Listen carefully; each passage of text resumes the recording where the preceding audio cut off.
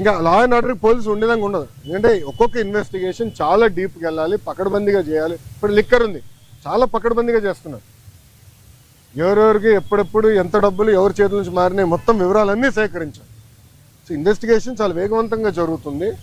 ఒక్కొక్కటి చేయని అన్నీ ఒకేసారి చేసే కెపాసిటీ మటుకు ప్రభుత్వానికి ఉండదు. ఎందుకంటే గతంలో అన్ని అక్రమాలు జరిగినాయి. నేను కూడా దీనిపైన చాలా స్పష్టంగా సార్ దావోస్ పర్యటనలో ఏమీ తీసుకురాలేదని చెప్పి మంత్రి అమర్ లాంటి వాళ్ళు మాట్లాడి ప్రశ్నిస్తున్నారు. ఏం చెప్తారు సార్? అరే కోడిగుడ్డుని నేను సూటిగా ప్రశ్నిస్తున్నా. మీరు మంత్రిగా ఉన్నప్పుడు మీరు ఏం తీసుకొచ్చారు ఆంధ్రాకి? ఏం తీసుకొచ్చారు చెప్పండి. ఇప్పుడు మేము మాకు ఇప్పుడే థ్యాంక్ యూ అన్న 7 నెలల్లో 6,33,568 కోట్ల రూపాయలు పెట్టుబడులు తీసుకొచ్చాము. 4,10,125 మందికి ఉద్యోగాలు కల్పించే పరిశ్రమలు ఆంధ్ర రాష్ట్రానికి ఎన్డీఏ ప్రభుత్వం తీసుకొచ్చింది. అది గర్వకారణం. కాగ్నిసెంట్ గురించి కూడా నేను ట్వీట్ పెట్టా కదా, చూడలేదన్న ట్వీట్? ఎవరు మీకు ఇచ్చిందే, మొన్న ఇచ్చిందే. సాక్షి ఉన్నాడు ఇక్కడ, సాక్షి రాలేదా? ఆయనే రిపోర్టరా? కేసు రాలేదా? సాక్షి ఎవరు లేడా? అరే ఆయనకి ఇద్దాం అనుకున్నాను కాగితం.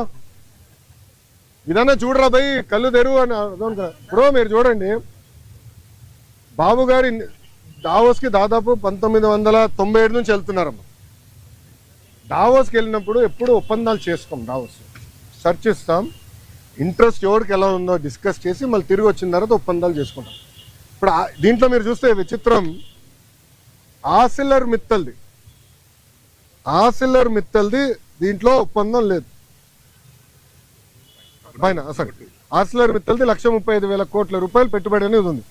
కానీ ఆసిల్లర్ మిత్తల్ది ఒప్పందం లేదు, ఎంఓయూ లేదు. మాకు ఎంఓయూ లేదు ఆసిల్లర్ మిత్తల్తో, మాకు ఎలాంటి ఎంఓయూ లేదు. ఎందుకంటే వాళ్ళు అన్నారు ఎంఓయూ ఎందుకు సార్, డైరెక్ట్ వర్క్కి వెళ్దాం అన్నారు.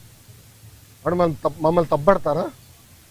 ఇప్పుడు వాళ్ళకి మన మెటీరియల్ టైప్ చేసాం ఎన్ఎండిసి నుంచి, ఎన్వైరన్మెంటల్ క్లియరెన్సెస్ మేము కోఆర్డినేట్ చేస్తాం. వాళ్ళు భూమి ఎత్తికి కూడా భూమి కేటాయింపులు కూడా పూర్తి చేస్తాం. 6-7 నెలల్లో పనులు ప్రారంభించాలి లక్ష్యంతో మేము పనిచేస్తున్నాం. ఎన్నికలకు వెళ్ళే లోపల ఫస్ట్ ప్రొడక్షన్ అవ్వాలనేది మేము చేస్తున్నాం. అది కూడా మమ్మల్ని తప్పబడతారా? ప్రధానంగా ఏదైతే ఈ బల్క్ ప్రాజెక్ట్ తీసుకోండి, గ్రీన్ హైడ్రోజన్ ప్రాజెక్ట్ తీసుకోండి, అవును, ఇవన్నీ మంత్రిగా నేనున్నప్పుడు సంతకం పెట్టాను. ఇది టీడీపీ ఎందుకు క్రెడిట్ తీసుకుంటుందంటూ కూడా మాట్లాడుతున్నారు. ఏం సంతకం పెట్టాడు స్వామి? మంత్రిగా మళ్ళీ కంపెనీలు ఎందుకు రాలేదని అడుగుతున్నాను నేను. ఎందుకు మీరు శంకుస్థాపన చేయలే? ఇది ఎట్టుందంటే కియా మోటార్స్ ఎవరు తీసుకొచ్చారు మీ అందరూ బాగా తెలుసు. ఆనాడు కియా మోటార్స్ తీసుకొచ్చి చంద్రబాబు నాయుడు గారు అహర్నిశలు కష్టపడ్డారు. 16 నెలల్లో ప్రొడక్షన్ తీసుకొచ్చారు. వైకాపా ప్రభుత్వ అధికారంలోకి వచ్చిన తర్వాత ఒక ఈమెయిల్ సృష్టించి, గతంలో రాజశేఖర రెడ్డి గారు ఈమెయిల్ పెట్టారు, ఆ ఈమెయిల్ వల్ల కియా మోటార్స్ వచ్చిందండి. ఇంకేం చెప్పాలి స్వామి?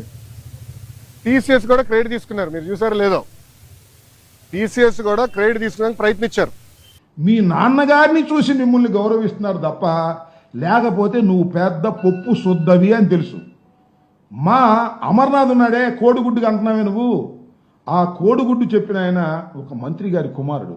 ఆ నాన్నగారు చనిపోయిన తర్వాత కూడా ఈ రాష్ట్రంలో గౌరవం పొందుతున్నాడు. వాళ్ళు నాన్నగారు లేకపోయినా గౌరవం పొందుతున్నటువంటి వ్యక్తి మా అమర్నాథ్ని పట్టుకుని కోడిగుడ్డు అంటావు. నిన్ను పప్పు అంటే మాత్రం నువ్వు ఒప్పుకోవు. నువ్వు శుద్ధ పప్పువి. ఇవాళ కొద్దిగా నిన్ను గౌరవిస్తున్నారు. ఎందుకంటే మీ నాన్నగారు నువ్వు చెప్పినట్టే చేస్తున్నారు కాబట్టి, నాకు పదవి కావాలంటే నీకు దండం పెట్టాలి కాబట్టి, నిన్ను గౌరవించాలి కాబట్టి అందరూ నిన్ను గౌరవిస్తున్నారు. ఆ గౌరవం చూసి నిజమని రెచ్చిపోవద్దని కూడా మనవి చేస్తున్నా. ఇందాక చదివా నేను, ఎర్ర బుక్కు చూస్తే తెలుగుదేశం వైసీపీకి భయమా? ఎందుకు భయం అన్నాడు. మాకేం భయం? నేను ఇప్పుడో చెప్పా, తిరుపతి మొన్న మీటింగ్ వెళ్ళినప్పుడు, నీ ఎర్ర బుక్కు నా కుక్క కూడా భయపడదని చెప్పా. Don't care. నీ ఎర్ర బుక్కు భయపడితే అసలు రాజకీయాలు ఎట్లా చేస్తావయ్యా? నీ ఎర్ర బుక్కు కోసం భయపడేటువంటి పరిస్థితిలో ఏ ఒక్క కార్యకర్త లేదు.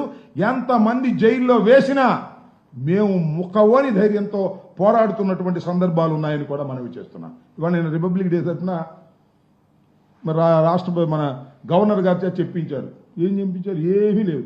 ఈ పని చేస్తాం అని చెప్పలా. మేము అధికారంలోకి వచ్చినటువంటి కొత్తలో రాష్ట్రపతి మన గవర్నర్ గారు రిపబ్లిక్ డే సందర్భంగా ఎన్ని విషయాలు మాట్లాడారో ఇక్కడ నేను మీకు గుర్తు చేస్తా. ఆ రోజు గ్రామ సచివాలయాలు ఏర్పాటు చేసే దాని గురించి మాట్లాడాం. 1,03,000 మందికి మేము శాశ్వతమైన ఉద్యోగాలు ఇస్తామని కూడా మేము ఆ రోజున చెప్పడం జరిగింది. 2,07,000 మందికి 2.7 లక్షల మందికి ఉపాధి కల్పిస్తామని చెప్పాం. మొత్తంగా 4 లక్షల మందికి ఏకంగా ఉద్యోగ అవకాశాలు, ఉపాధి అవకాశాలు కల్పిస్తామని ఆ రోజున చెప్పడం జరిగింది. అదేవిధంగా జగనన్న అమ్మఒడి గురించి చెప్పాం. అదేవిధంగా 3,000 కోట్ల ధరల స్థిరీకరణ నిధి గురించి చెప్పాం. ఈ విధంగా అనేకమైన విషయాలు, ఆరోగ్యశ్రీని పెంపొందించే కార్యక్రమాల గురించి చెప్పాం. అనేకమైన విషయాలను ఆ రోజున ఫస్ట్ రిపబ్లిక్ డే సందర్భంగా గవర్నర్ గారు చెప్పినటువంటి సందర్భం ఇవాళ ఏమీ లేవు. అంతా పోసుకోళ్ళు కవర్లు మమ్మల్ని తిట్టడం తప్ప మేము ఇది చేస్తామని చెప్పినటువంటి సందర్భమే లేదు. ఈ విధంగా ఒక దుర్మార్గమైనటువంటి పరిపాలన చేస్తూ ఇవాళ 6 మాసాలు అయిపోయింది. 6 కాదు, 8-9 మాసాలు అవుతుంది. ఇంకా జగన్మోహన్ రెడ్డి గారిని ఆడిపోసుకోవటమే. ఇవాళ బ్రాండ్ పెంచుతున్నారంట. ఆంధ్ర బ్రాండు అక్కడికి వెళ్ళి పెంచుతున్నారంట. ఎక్కడికి వెళ్ళి? దావోస్ వెళ్ళి. బ్రాండ్ నాశనం అయిపోయిందంట. మేము ఉన్నప్పుడేమో పెట్టుబడులు వచ్చాయి, మీరున్నప్పుడేమో పెట్టుబడి రాలేదు. బ్రాండ్ గురించి చెప్పేటటువంటి ప్రయత్నం, మీరు కథలు చెప్పుకుంటూ వెళుతూ జనాన్ని నమ్మించేటటువంటి ప్రయత్నం చేయటం అనేది దుర్మార్గమైనటువంటి విషయం అని కూడా ఈ సందర్భంగా నేను చెప్పదలుచుకున్నాను. అందువల్ల చంద్రబాబు నాయుడు గారు ఇచ్చిన ప్రతి హామీని నెరవేర్చుకోండి. మీరు హామీని నెరవేర్చకపోతే వైఎస్ఆర్ కాంగ్రెస్ పార్టీ ప్రధాన ప్రతిపక్షంగా ఉన్నటువంటి రాజకీయ పార్టీ మీ వెంట పడుతుంది, ప్రజా ఉద్యమాలను నిర్మిస్తుందని కూడా ఈ సందర్భంగా నేను చెప్పదలుచుకున్నాను.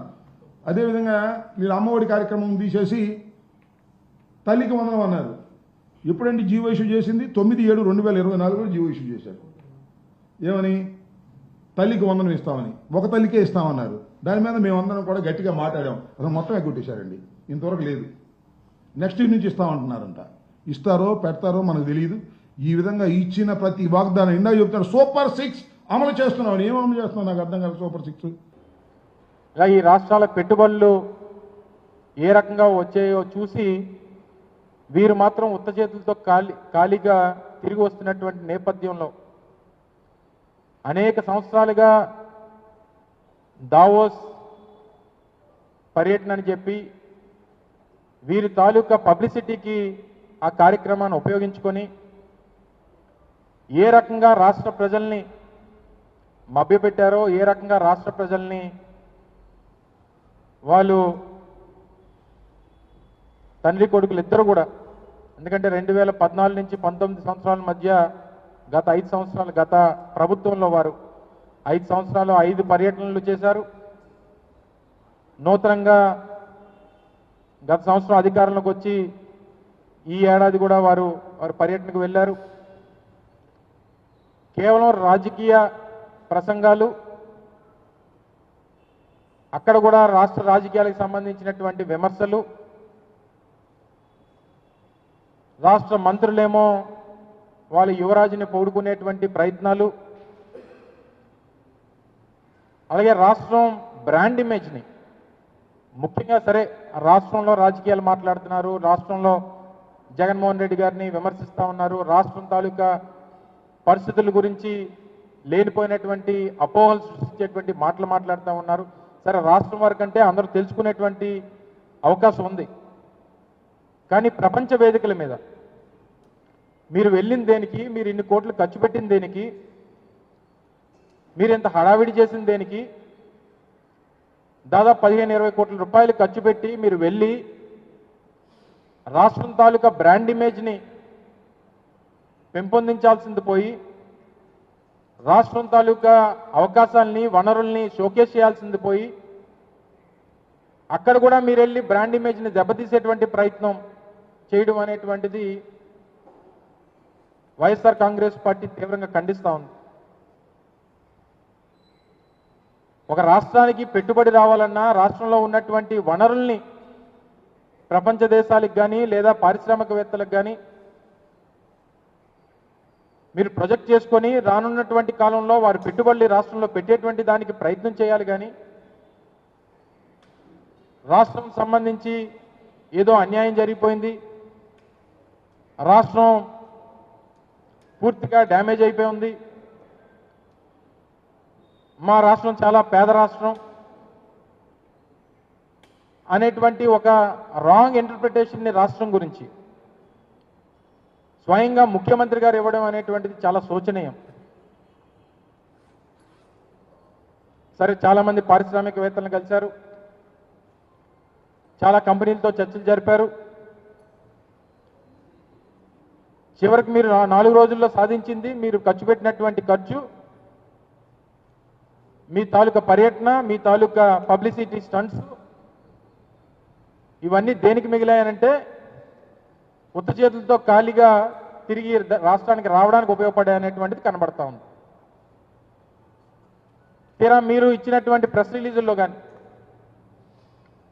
ముఖ్యమంత్రి గారి తాలూకా ట్విట్టర్లో కానీ, లేదా పత్రికా ప్రకటనలో కానీ చివరికి ఏంటయ్యా అనంటే